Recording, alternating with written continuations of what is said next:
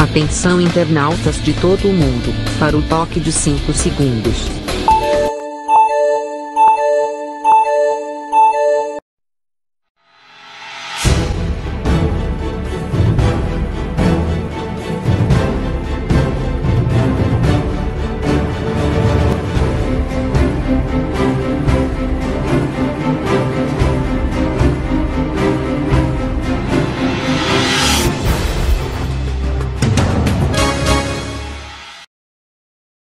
Aqui pela via.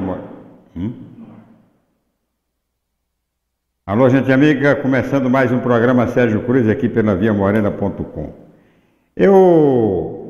No programa de ontem, programa anterior, a gente abordou aqui a pesquisa do Datafolha sobre o desempenho do presidente Jair Bolsonaro. É claro que as pessoas, quem é bolsonarista, não concorda com a pesquisa. Quem é contra o Bolsonaro termina desconfiando da pesquisa, porque acha que ainda está alto o índice de aprovação do Bolsonaro. Agora, a pesquisa... Eu estava ouvindo agora um discurso do deputado Marçal Filho de Dourado na Assembleia, criticando a pesquisa porque ele fez uma enquete na internet e todo o pessoal que respondeu a enquete acha que a pesquisa é manipulada. Gente, pesquisa do Ibope, Datafolha e outros institutos consagrados no Brasil pode, inclusive, sofrer algum processo de manipulação. Pode, eu não digo que não pode, porque coisas que acontecem no Brasil você não pode confiar 100%. Não só no Brasil, né? Há sempre alguns interesses subalternos que você tem que considerar. Agora, você para contestar uma pesquisa, só uma outra pesquisa, né? Faz uma pesquisa, outra pesquisa. Você pode até contestar a pesquisa do Datafolha com outra pesquisa. Contrata uma pesquisa, né? Nacional e desmente. Agora, você desmentir uma pesquisa através de uma enquete, aí achar que todo mundo é idiota, né? Porque enquete não tem nada a ver com pesquisa. Enquete, 10 pessoas votam, né? 10 pessoas são ouvidas, a enquete pode ser combinada.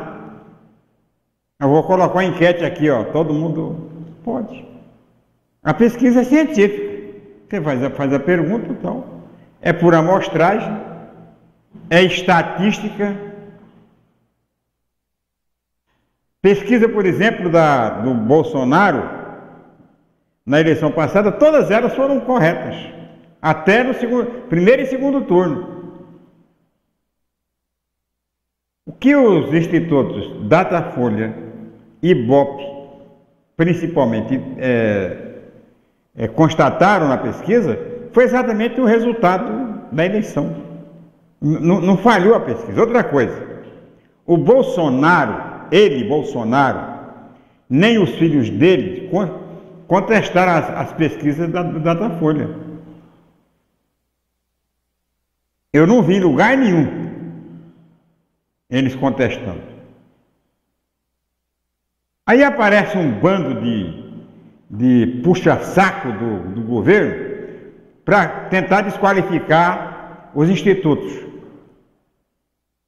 antes mesmo de um pronunciamento do próprio presidente da República. Quando eu acho que deveria acontecer exatamente o contrário. O governo, os militantes governistas deveriam estar preocupados, sim, com o desempenho do governo e aproveitar essas pesquisas para fazer uma avaliação e cobrar a ação do governo. Porque a melhor colaboração que um simpatizante dá é exatamente esta: olha, realmente não está bem aqui. Por quê? Você pega a mesma pesquisa, porque as pessoas pegam as pesquisas e não analisam. A pesquisa, por exemplo, dos ministros, coloca o Sérgio Moro acima, bem acima da aprovação do próprio presidente da República. Por que ia acertar no Sérgio Moro? O Sérgio Moro pagou a enquete, a pesquisa? Então é preciso radicalizar menos, colocar mais a cabeça no lugar, e no lugar de desqualificar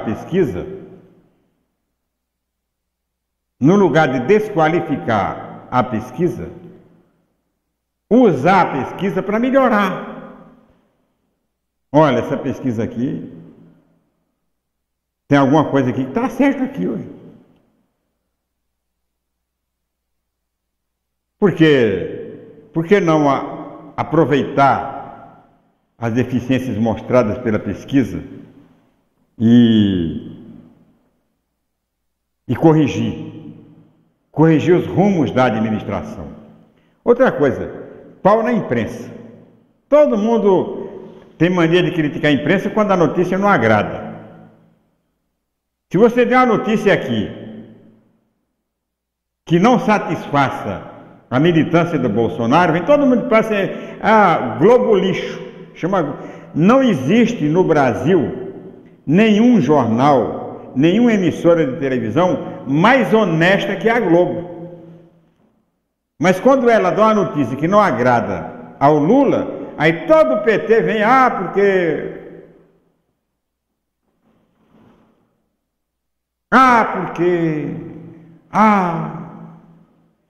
essa Globo lixo. Quando dá uma notícia que não agrada ao Bolsonaro, vem todo o pessoal do Bolsonaro em cima. Não, porque essa Globo é de comunistas, os comunistas, Roberto Marinho comunista, o Estadão, comunista. É fácil, né? Fácil qualificar ou tentar qualificar ou tentar jogar contra, chamando de comunista. Comunista. Sérgio Cruz é comunista. Fulano é comunista. A imprensa brasileira nunca perseguiu o senhor Bolsonaro.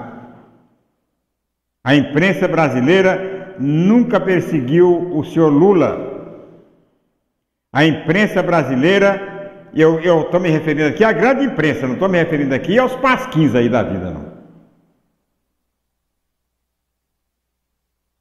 A Lava Jato deve o seu sucesso à imprensa.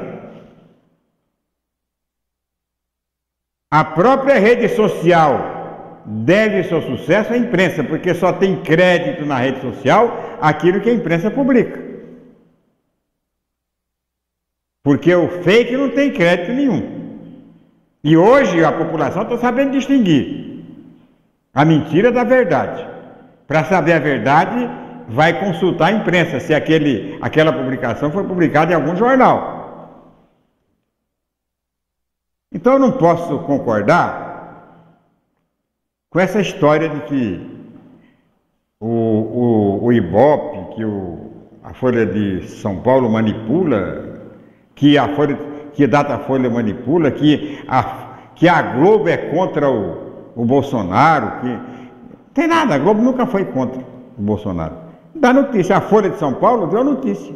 Foi atrás de uma... Aí todo mundo mete o pau na imprensa porque a imprensa descobriu, publicou que o Flávio Bolsonaro tinha problema lá na Assembleia no Rio de Janeiro, contratou, pegava dinheiro do pessoal que... A imprensa não tem nada a ver com isso. A imprensa tem que fazer exatamente aquilo que faz, gostem ou não gostem. Se tiver mentindo, vai em cima.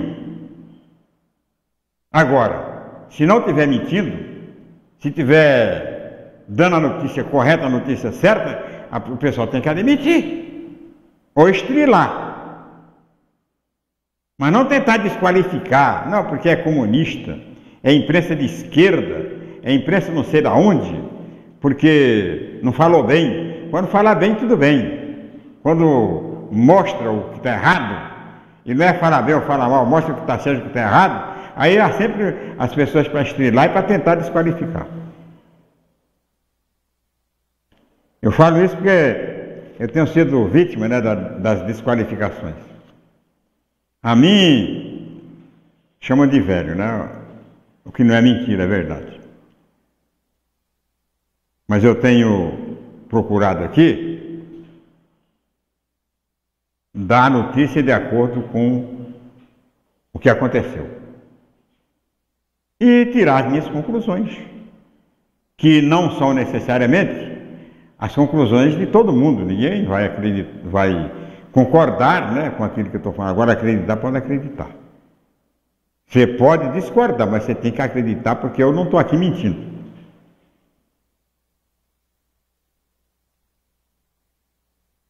Outro assunto que eu queria fazer uma abordagem hoje aqui nesse programa,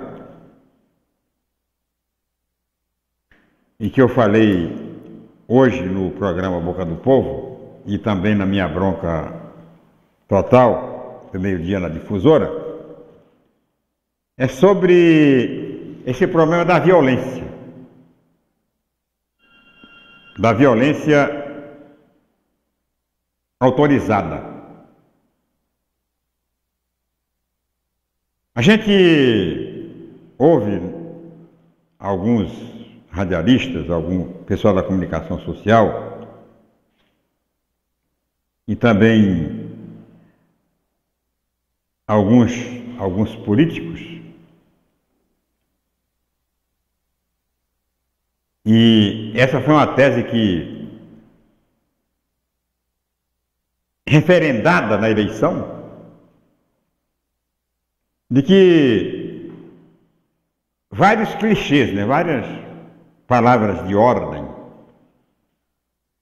proclamando a desordem. O próprio presidente da República, no discurso de posse dele, falou no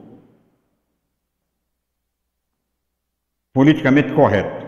Queria tentar ser contra tudo aquilo que era considerado politicamente correto. Como o termo politicamente correto está muito desgastado, porque foi muito utilizado no governo do PT, eu prefiro trocar o politicamente correto por aquilo que é certo. O certo e o errado. Então, vamos deixar de lado o termo politicamente correto, que é um termo carimbado, estigmatizado. Aí, o símbolo, o Bolsonaro, o gesto político dele era esse aqui, mostrando armas. Então, a defesa da revogação do Estatuto do Desarmamento foi a primeira coisa que ele fez. Quando ele assumiu o governo, foi a primeira promessa que ele cumpriu. Acabou com o Estatuto do Desarmamento quando flexibilizou a posse da arma e permitiu que cada qual agora pode andar armado. Então. Quem que o Osman está aí?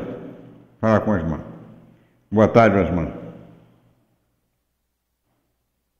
Como confiar em pesquisas se erram com grande frequência? As pesquisas diziam que Zeca, Dilma, dentre outros, iriam ganhar para senador. Nenhuma delas dava importância para Soraya Tronic. Nas pesquisas das eleições passadas, todas elas diziam que Jair Bolsonaro perderia para qualquer um dos que chegasse ao segundo turno. Como explicar isso? O Osmar não foi bem assim. As pesquisas indicavam que o Jair Bolsonaro ia para o segundo turno, mas não indicavam, eu não vi nenhuma pesquisa dizendo que o candidato do PT ganharia a eleição. Nós fomos para o segundo turno com o Haddad e perde. Não vi. Ele perdia com Ciro Gomes, que não foi para o segundo turno. E que as pesquisas não indicavam que ele nunca indicaram que o Ciro Gomes ia para o segundo turno. Nunca indicava. O fenômeno Soraya Tronic, fenômeno, tem outra aqui que ia ganhar, também não ganhou, Zeca do PT, fenômeno Zeca do PT e tal.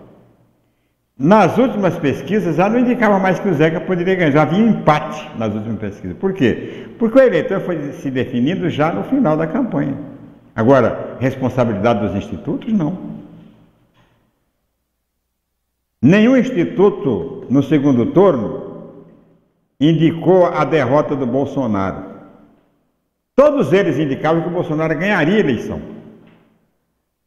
Apesar de os bolsonaristas, de um modo geral, acharem que ele perderia por causa da urna eletrônica. Porque o pessoal do Bolsonaro não acreditava na urna eletrônica. Que gozado, né? Passou a eleição, o Bolsonaro ganhou, nunca mais vi ninguém criticar a urna eletrônica.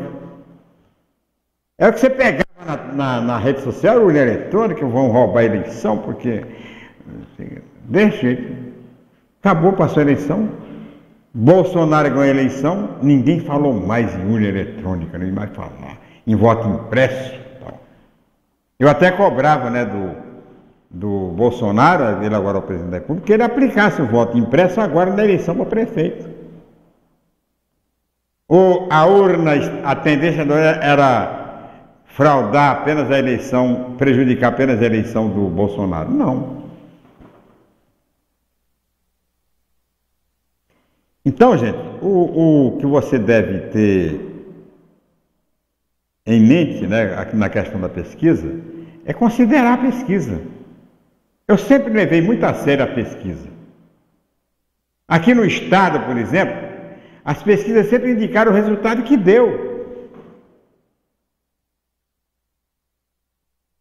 Sempre indicaram, um mês antes da eleição, as pesquisas indicavam a vitória que a eleição iria para o segundo turno, alguns até que nem iria para o segundo turno, que a Zambuja já ganharia no primeiro turno. E quando chegou no segundo turno, todas as pesquisas indicavam a vitória do Azambuja. É claro que errar Dilma, errar o Zeca, errar a Soraya Tronic, até eu erraria se eu tivesse que... Para mim, essa Soraya Tronic nem ganha a eleição. Ninguém poderia supor que ela ganhasse a eleição. Assim como o capitão Contar, o tio Trutes, até eles se surpreenderam com a votação que tiveram. Esse capitão Contar não acreditava que pudesse ter tanto voto. Não foi feita a pesquisa para deputado estadual e deputado federal, então não se ficou sabendo quem é que estava na frente. Mas algumas pesquisas que eu vi, e parece que uma pesquisa que eu vi do Ícone, é do... Não é um instituto aí que fez a pesquisa, esse Contar não aparecia na pesquisa. Não aparecia na pesquisa, ninguém sabia, né, do Contar. Que aqui os candidatos fortes aqui do Bolsonaro, era o candidato forte dele era o Coronel Davi, não aparecia. De repente, explode. O fenômeno Soraya Tronic, quer dizer, tem coisa... A pesquisa não é é uma previsão do momento em que está sendo feito. Agora, desqualificar a pesquisa. Que interesse teria o Ibope, por exemplo, de fazer uma pesquisa para desqualificar o Bolsonaro? Porque o Bolsonaro, em verdade, ele nunca foi vítima da imprensa, não. Aliás, ele deve, né, a publicidade da eleição dele, ele deve à imprensa. Porque ele não tinha horário na televisão, mas ele, como era primeiro lugar na pesquisa, sofreu aquele incidente lá em Juiz de Fora. Ele aparecia mais na televisão e foi essa capilaridade, né, foi essa repercussão que valeu. Valeu muito mais que a própria rede social. muito mais que a própria rede social, a eleição do Bolsonaro. Então, vai devagar com o andor, que o santo é de barro. Essa pauta da reforma da Previdência é uma pauta muito pesada. Foi um erro ter começado pela reforma da Previdência. Poderia ter começado pela reforma tributária. Um erro do ponto de vista político, do ponto de vista de projeção política. A nomeação do ministério do presidente foi, em parte, ele acertou, mas em parte foi desastrado. Ele sair daqui para ouvir um astrólogo lá nos Estados Unidos, é que ele nomear para ministro da Educação e nomear um colombiano, não tenho nada contra estrangeiro, nem uma xenofobia. Mas o Ministério da Educação tinha que estar na mão de um especialista em educação do Brasil, que conhecesse a cultura brasileira, a história do Brasil. Colombiano que não sabia de nada. Ele não sabia o hino nacional e muito menos o hino da Colômbia. Tanto que está aí, foi mandado embora. Fez tanta cagada que foi mandado embora. E ainda bem, né, que o presidente viu, né, em tempo de salvar o que restou do Ministério da Educação da mão desse guerrilheiro aí da direita. Agora, ninguém está aqui torcendo para dar errado o governo do Bolsonaro. Eu não.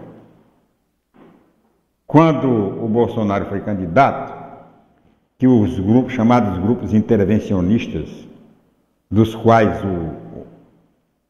o Omar não participa,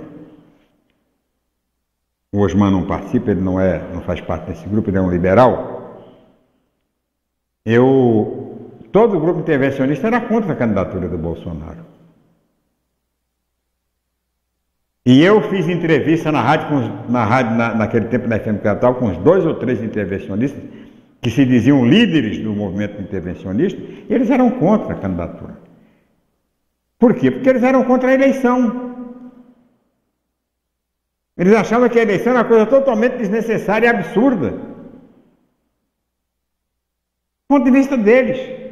E eu defendia a candidatura do Bolsonaro, porque a candidatura do Bolsonaro garantia a eleição.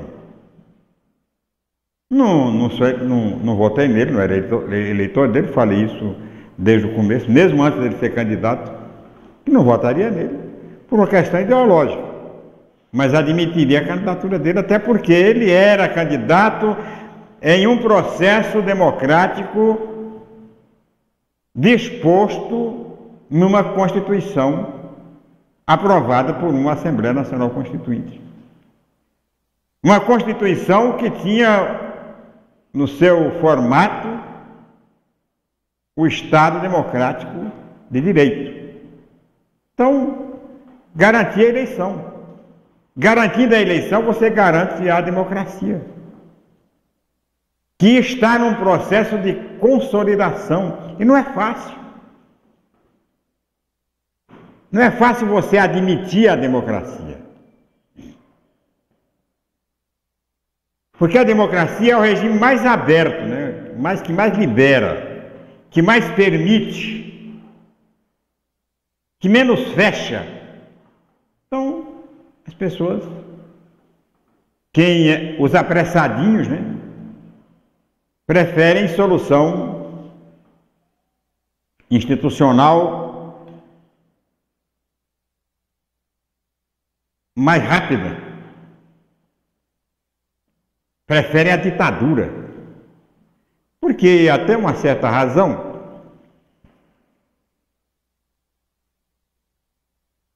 porque o Brasil conhece pouco a democracia. A democracia é nova.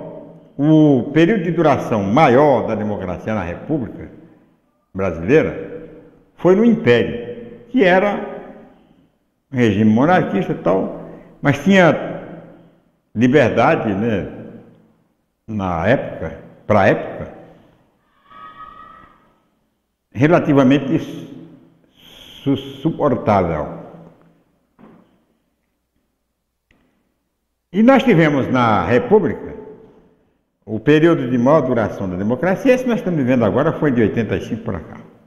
Antes nós tivemos a ditadura de Vargas, tivemos a República do Café com Leite, que era uma ditadura, porque tinha que sair um governador de São Paulo, entrar um governador de Minas, que era uma eleição totalmente fraudada, ganhava o governo, sempre o governo. Rui Barbosa tentou 2 vezes ser presidente da República e não conseguiu.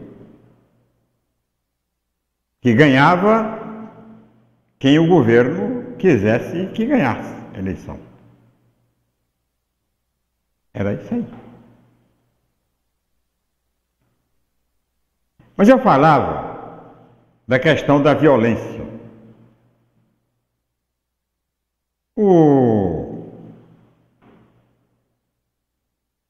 Houve um grande estímulo, né, à violência durante o início da chamada nova política brasileira, antes mesmo da eleição, e até empuxando a eleição, essa ideia da violência, do politicamente incorreto, tal. A revogação do Estatuto do Desarmamento, que todo mundo anda armado, tal. Aquela declaração feita imediatamente após a eleição pelo governador eleito do Rio de Janeiro, de que era para matar todos aqueles portadores de armas proibidas, fuzil, rifle e tal. Viu? Atira e mata.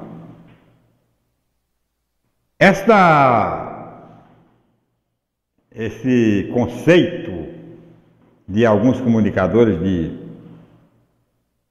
bandido morto, bandido bom é bandido morto e tal, tudo isso aí vigorou bem no tempo da eleição. As pessoas defendiam isso aí abertamente. E não só os cabos eleitorais, não só a militância, mas os próprios candidatos. Nós temos um deputado federal eleito aqui pelo PSL, o Tio Trutti, que é o líder da bancada da bala na Câmara dos Deputados. Então, houve tudo isso e foi se criando uma expectativa de intolerância. O que aconteceu no Rio de Janeiro, o assassinato covarde de um músico lá no Rio de Janeiro, um pai de família trabalhador, é a marca, né, dessa intolerância. O que você contar no palanque é uma coisa. A sua voz no palanque, o seu discurso no palanque é uma coisa. Na boca da autoridade, a coisa muda de figura. É diferente. A autoridade não pode autorizar o autoritarismo. Não pode defender o que foi defendido durante a campanha eleitoral. Primeiro você atira, depois manda levantar mãos para o alto, mãos para cima. A autoridade não pode fazer isso. O que a autoridade tem que fazer é aparelhar a polícia, dar condições à polícia para ela combater o crime organizado e não se acumpliciar à doutrina do crime organizado. O que aconteceu no Rio de Janeiro, o covarde assassinato, a execução daquele músico, mostra isso. Porque na polícia,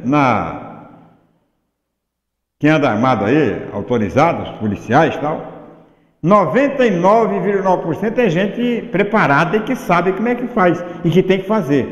Mas tem o 0,1% que não tem a menor noção, que ouve o governador mandando matar, ele mata. E não mata quem está com fuzil, não, ele mata quem está com cabo de vassoura, quem está com guarda-chuva. Ele mata e coloca um fuzil na mão do cara para dizer que o cara ameaçou, que estava armado. Pode fazer tudo isso.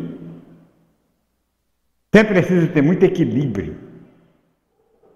O homem público, o governante, seja ele de esquerda, seja ele de direita, seja ele do que for, ele tem que ter equilíbrio. Para não incentivar, para não estimular a ação deletéria de malfeitores.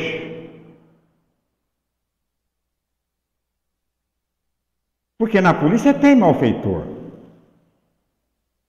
Na polícia tem bandido também, ué. Vai aqui no presídio militar para você ver como tem. Contrabandista, traficante, tem tudo na polícia. Agora, é preciso que o governante seja intolerante contra esse tipo de ação. Matar qualquer um, quer dizer, vai ter confronto com um bandido, mata bandido.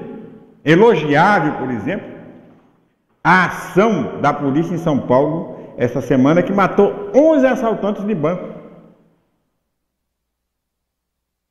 Matou 11 assaltantes de banco, muito bem feito. Podia ter matado os 23, era 25, será que tinha lá? Está todo mundo, estava assaltando, confrontou a polícia. Agora, atirar, se fosse uma barreira, né? A barreira passou a barreira, ultrapassou, mete bala. Mas o cidadão com a família dentro do carro, estava indo, me parece, com uma festa, sei lá, não viu nada, ninguém advertiu, ninguém falou nada, já, quando ele viu, estava morto, com um tiro. Aí não. E por que acontece isso? É intolerância. O cara faz, não, eu vou fazer, porque o governador mandou, porque o presidente é a favor, porque o partido do presidente defende isso, eu vou fazer, eu vou matar, vou atirar. Não sei quem fica se é bandido, se não é, não quer nem saber, vai lá e mata. Vai lá e mata.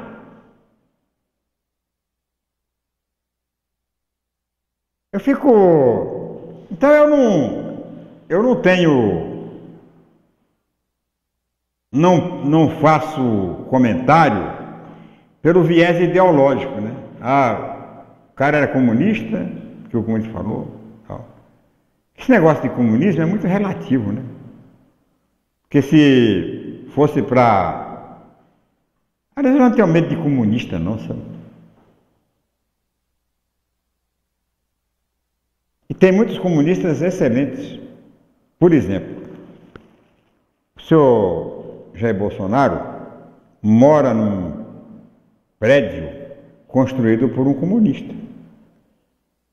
O senhor Jair Bolsonaro dirige a nação de um prédio que foi construído por um comunista. O Congresso Nacional Brasileiro funciona num prédio construído por um comunista. Vamos derrubar o Palácio do Planalto, a Alvorada, porque foi um comunista que construiu aquilo ali? É desconfortável? É ruim? Tem prego porque é um comunista que fez? Não. Foi Oscar Niemeyer que construiu. Oscar Niemeyer é comunista.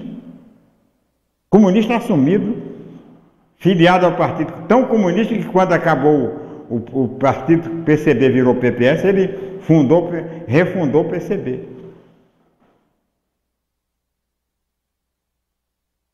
Então, o que essa questão ideológica para mim, eu considero, levo muito a sério, mas eu não admito nenhum tipo de radicalismo.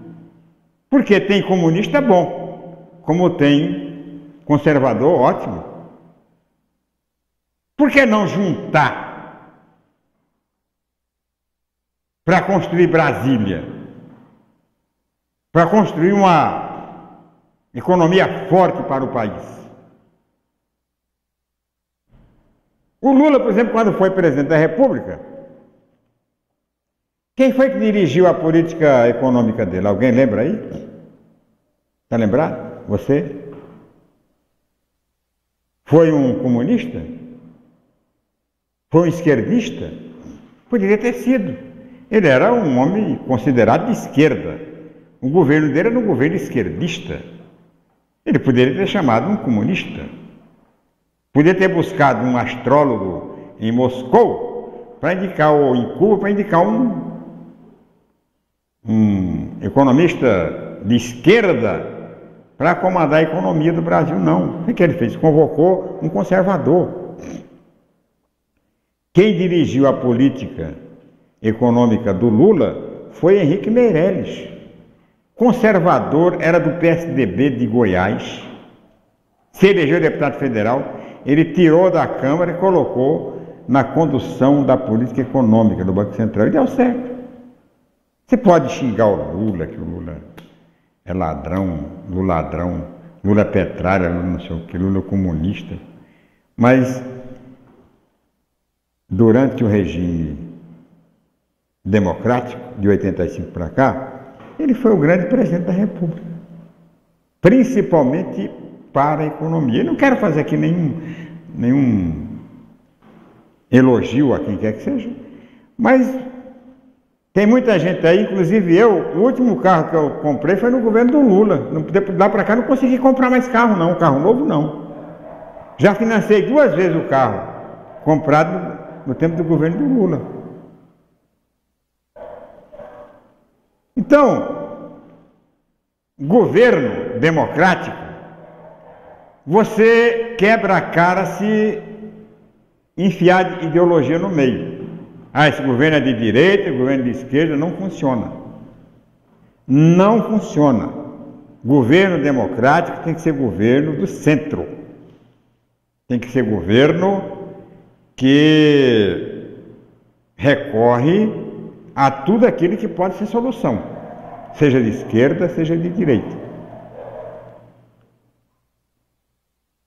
Agora estigmatizam, né? Agora voltamos a 64. Se você não é direitista, se você não é conservador, você é comunista. Se você não é comunista, não é de esquerda, você é fascista. E não é nem fascista nem comunista que vai resolver o problema. O que vai resolver é cabeça. É patriotismo. É interesse em solucionar os problemas. É por isso que eu não tenho...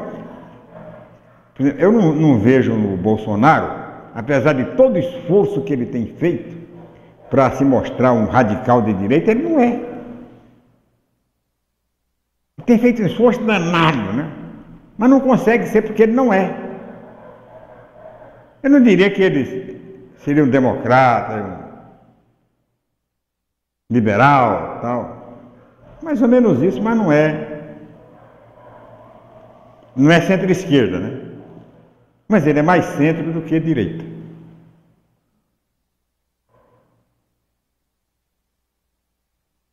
Fez um esforço danado, né? Foi a Israel, queria mudar a embaixada, tal. Queria não. Ele nunca quis. Ele apenas cumprir promessa de campanha.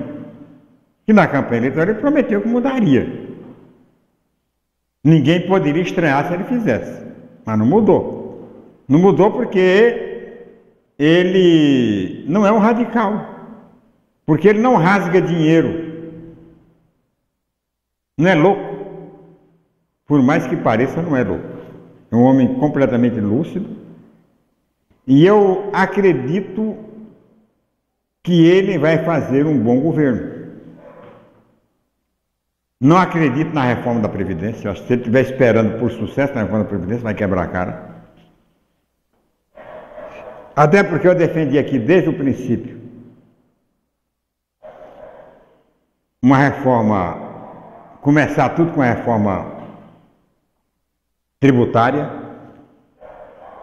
mexer com imposto, mexer com pauta fiscal, e aí inserindo aí a Previdência Social. Que eu sempre defendi na condição de economista, né?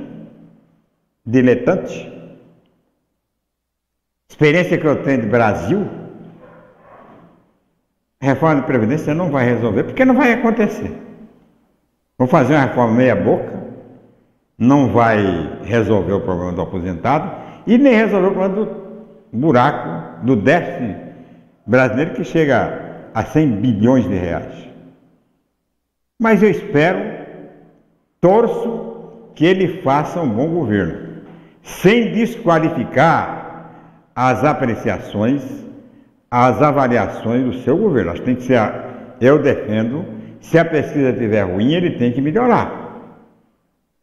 E se a pesquisa melhorar, ele tem que melhorar. Vamos colocar o Brasil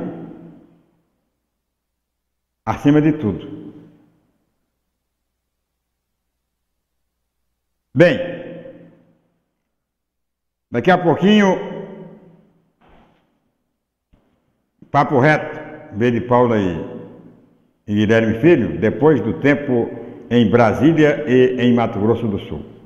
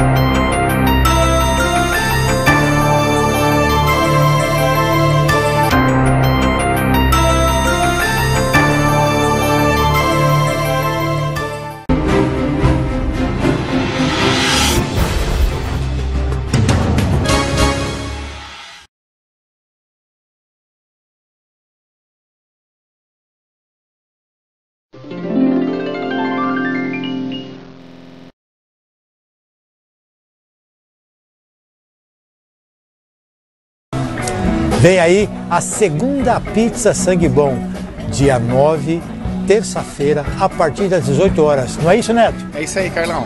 Pede a pizza 480 graus, a pizza da casa. 50% dessa pizza vai para a Associação Amigos de Maria dessa vez. Venha, participe, venha saborear uma bela pizza e praticar solidariedade. Certo, Neto? É isso aí, estão todos convidados. Vem.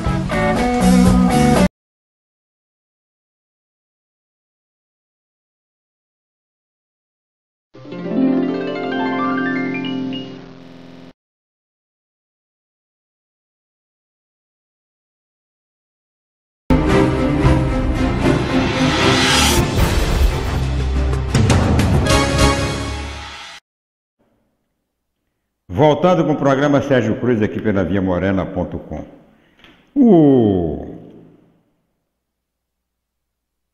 As obras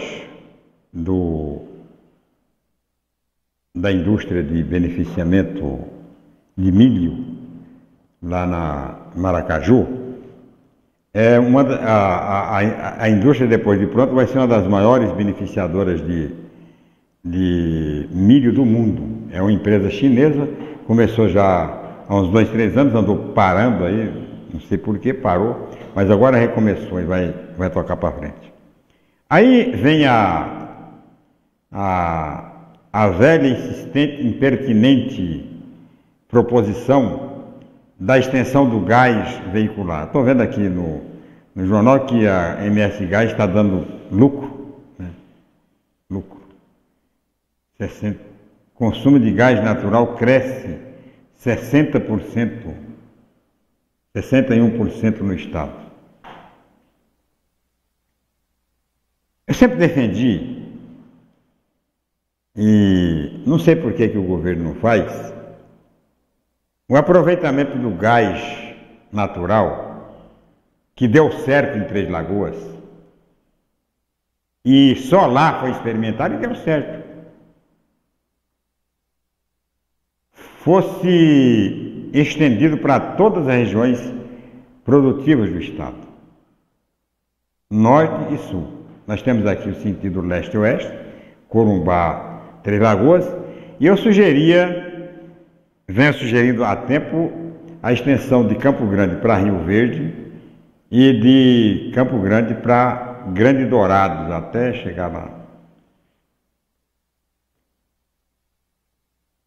Dourados passando por Sidrolândia, Maracaju, Sidrolândia que é o maior polo de avicultura do estado.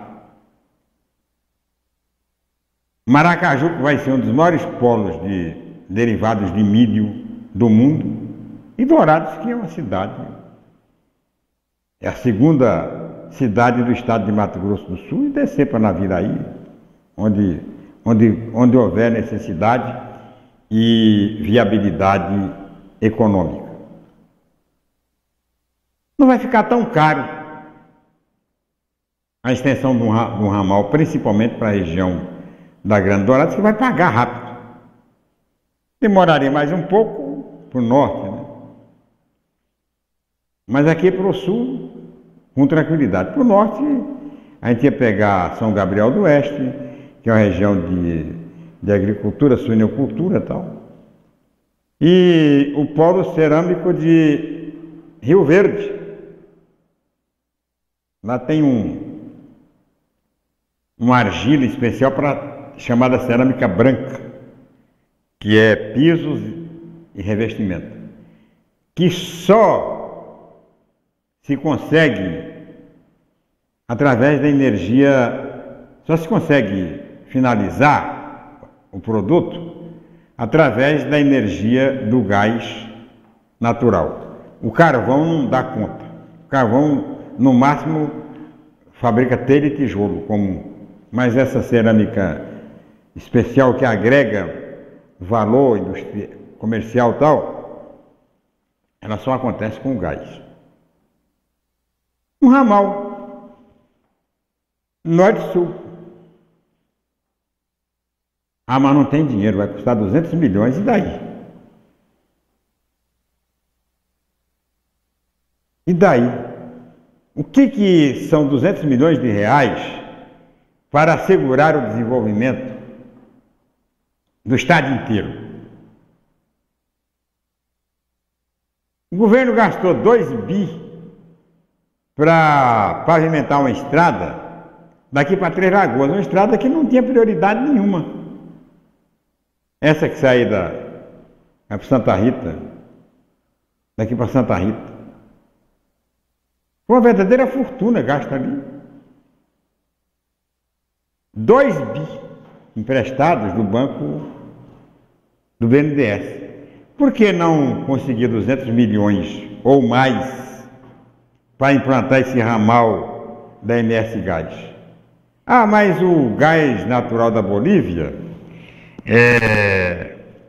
já está sendo substituído pelo gás do pré-sal. Então tudo bem. Mas o gasoduto que transporta o gás natural da Bolívia pode transportar também o gás do pré-sal. Pode ou não pode? Claro que pode. A ideia, né, é que não pode morrer. E aí o debate, sobretudo entre os deputados de Dourados, né, da região da Grande Dourados, tem lá, porção de deputados da região, tem lá o Marçal, o Renato Câmara, o Nevando de Matos.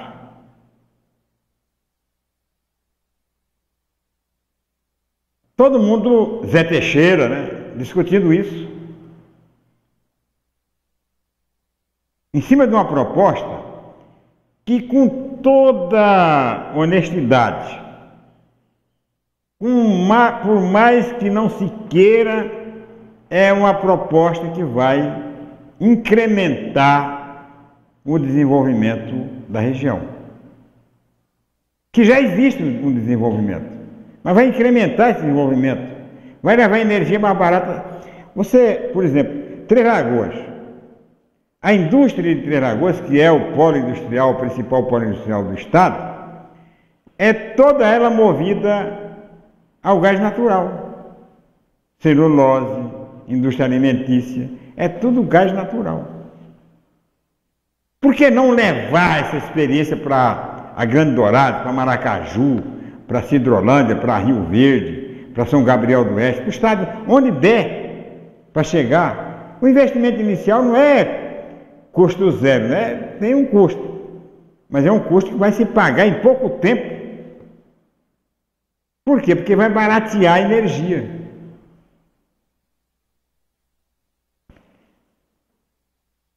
Agradecer às pessoas que estão compartilhando. Olha, muito obrigado pelos compartilhamentos. É importante esse compartilhamento, você que está assistindo pelas redes sociais, é importante esse compartilhamento, você compartilhar com outras pessoas, passar para frente, né?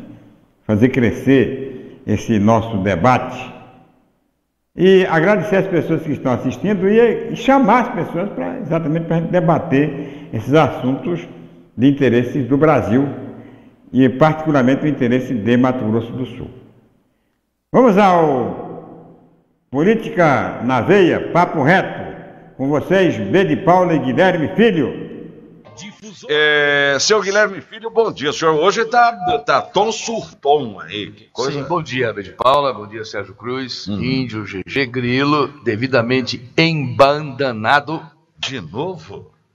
De novo? Crachá, tamanho de uma semana no pescoço. Ah, sim, agora também de crachá. De crachá. Onde que ele arrumou esse crachá? Não, e o destaque do dia hoje, sem dúvida alguma, é o penteado do GG, igual ao do B de Paula. Ah, é? Aqui é o uniforme. É por o Grilo não quer mostrar o penteado dele. É o novo uniforme. Vai a bandeira. Tá bom. Então vamos lá. Bom, o pessoal aquilo que o senhor falou ontem aqui no programa, seu Guilherme, de que o Ministério Público não queria assinar um TAC com a Assembleia, publicaram ontem, mas hoje vai o assunto do dia na pauta da Assembleia é a votação, né? Que transformar, é uma emenda, né?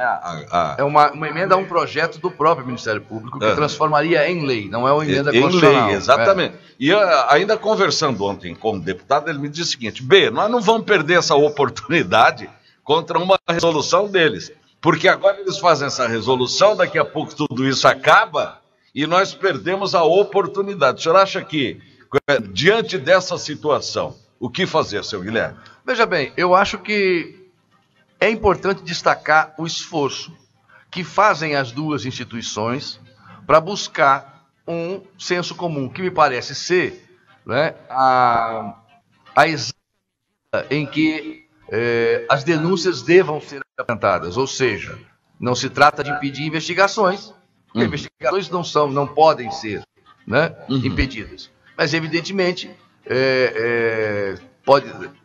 deve-se evitar o excesso midiático, deve-se evitar o excesso de exposição antes de ter uma conclusão a respeito, deve-se evitar o abuso de autoridade e deve-se evitar a impunidade. Também. Eu acho que tudo isso tinha que caminhar como segredo de justiça. Não pode expor a pessoa do jeito que eles expõem. Sim, necessariamente. Ninguém é contra investigar. Não se deve ser contra investigar. E vamos considerar também que cada caso sempre será um caso.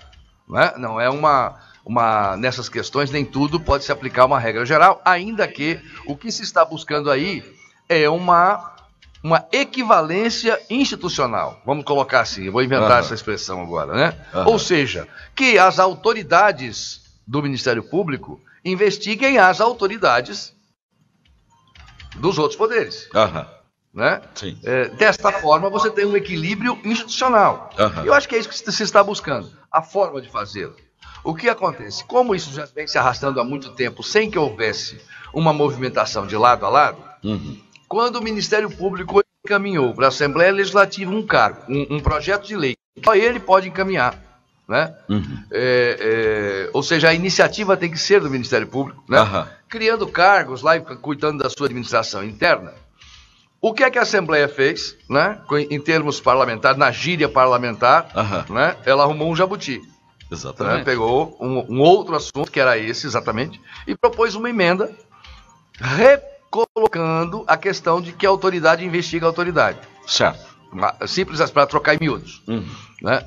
Feito isso, começou essa discussão, porque realmente, se você passar uma lei nesse sentido, você tem uma regra razoavelmente pétrea. Ela só poderá ser mudada por outra lei. Né? O que o Ministério Público faz em busca de uma saída, em busca até de uma discussão técnica, se a Assembleia poderia fazer isso ou não, etc. Tem também uma questão acadêmica aí, né? Legal e tal, constitucional. Ele se antecipa, fala, não, pera um pouquinho só, isso que vocês querem, eu vou baixar uma resolução aqui. E aí eu fiz a comparação ontem, como o prefeito, quando está tangido por uma investigação do Ministério Público, fala assim, não, vamos fazer o seguinte, para evitar o processo, eu baixo um decreto aqui e não precisa assinar o TAC. Exato. Porque um TAC só pode ser mudado por outro TAC. Né? Eu não tenho TAC, ninguém tira um TAC. Ele fica em vigor eternamente. Né? Exato.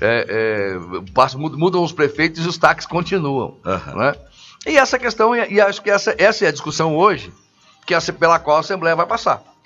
Se a resolução é suficiente, basta, né? Porque ela também é um compromisso público do MP, né? É uma revisão das próprias práticas do MP, o MP está revendo as suas práticas, né? Ele vinha numa direção, volta, recua um pouco e vem, toma um outro rumo nessa questão da investigação, etc., da exposição. É uma discussão necessária. Sim, claro. Já se vinha vendo, né? Já se vinha notando isso há algum tempo. Né? Então essas questões todas vão surgir agora. Hoje é um dia importante, a Assembleia vai discutir isso com certeza mais a miúde, né? E ter uma decisão que vai traduzir ao final, disso eu não tenho dúvida, o equilíbrio entre as duas instituições, entre os dois poderes. Né? Porque investigar políticos passou a ser bananinha de supermercado, porque todo mundo vai lá e aperta ela para ver se está madura. Sim. Então, quer dizer, criou dentro do próprio Ministério Público uma confusão. O cara não tinha nada que falar, vou investigar o fulano de tal. E aí, então, essas coisas acabaram criando o quê? Acabaram jogando muita gente boa na vala comum. E isso daí, eu se sou deputado, eu não sou deputado e não vou ser político, eu não quero ser político, não sou político.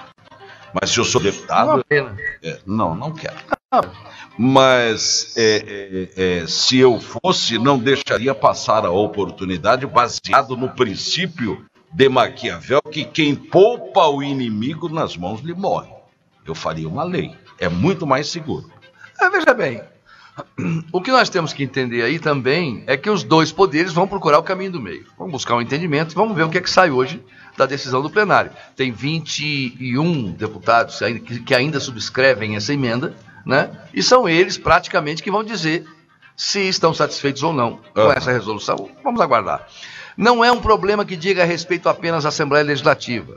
E não é um problema que diga respeito apenas aos políticos, é bom que se diga. Certo. Né? Esta é uma questão que envolve o equilíbrio entre as instituições, e isso diz respeito à sociedade, isso diz respeito à democracia, né? Isso diz respeito ao cidadão. Exato. É muito importante que nada, absolutamente nada, deixe de ser investigado. Isso é fatal. Essa é uma questão cabal para a sociedade atual. Nada, absolutamente nada, deve deixar de ser investigado. Assim como nenhuma injustiça vale a pena. Né? Então, por conta dessa questão, é que a busca pelo equilíbrio, volto a dizer, e essa é a palavra, né, que pode ser trocada por bom senso, que pode ser trocada por equidade, que pode ser trocada por qualquer outra. A busca do equilíbrio dessa balança de poderes é o que mais importa nessa hora. Obrigado, senhor Guilherme. Prazer enorme em vê-lo. Está muito bonito. Muito obrigado. Está muito bem vestido. Está aparecendo aí na viamorena.com. Não é? Hoje eu vim aqui, eu e o Sérgio, nós viemos de dupla caipira. Não sejam modestos, não sejam modestos, né?